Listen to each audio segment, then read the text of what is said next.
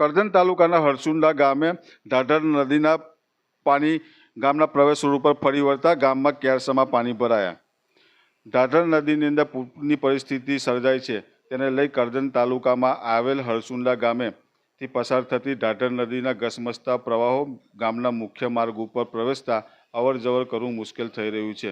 જે રીતે વાત કરવામાં આવે કે ઢાઢર નદી જે રીતે પાણીનો પ્રવાહ વધી રહ્યો છે અને ઘસમસતા પાણીનો પ્રવાહ ગામના મુખ્ય માર્ગ ઉપર ફરી વળતા ગામમાંથી બહાર નીકળવું મુશ્કેલ થઈ રહ્યું છે.